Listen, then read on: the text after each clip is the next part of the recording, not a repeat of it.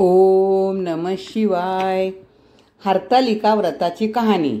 एके दिवशी शंकर पार्वती कैलासावर बसले होते।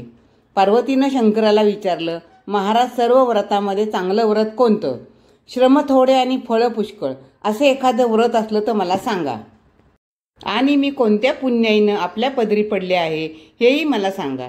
तेव्हा शंकर म्हणाले, जसा नक्षत्रामध्ये चंद्र श्रेष्ठ, ग्रहांमध्ये सूर्य श्रेष्ठ, 4 वर्णामध्ये ब्राह्मण श्रेष्ठ, देवांमध्ये विष्णू श्रेष्ठ, नद्यांमध्ये गंगा श्रेष्ठ, त्याप्रमाणे हरतालिका व्रत हे सर्वात श्रेष्ठ आहे.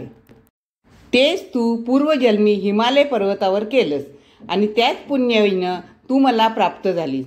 हे व्रत भाद्रपद महिन्याला पहिल्या तृतीयेला करावं. तू लहानपणी मी तुला प्राप्त व्हावे म्हणून मोठं तप केलं. 64 वर्ष तर झाडाची पिकलेली पानं खाऊन होतीस.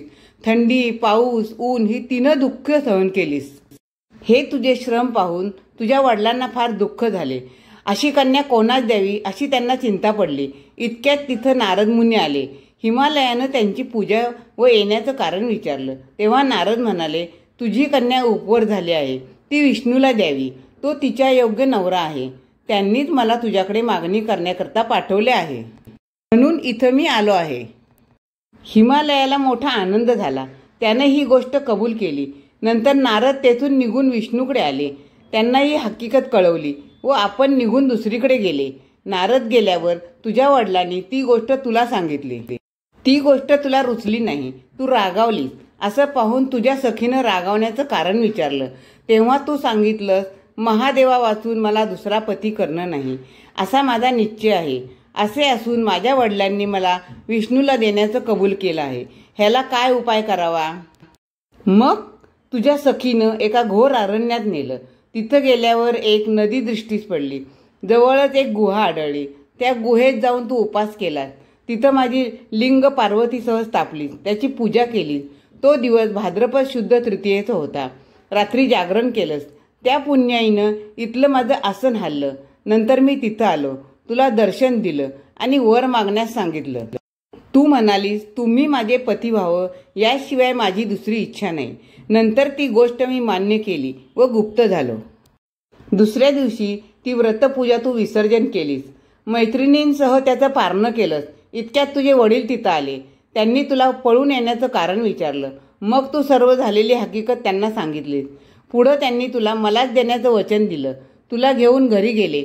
मग काही दिवसांनी चांगला मुहूर्त पाहून मला अर्पण केलं. अशी या व्रतानं तुझी इच्छा पूर्ण झाली. याला हरतालिका व्रत असं म्हणतात.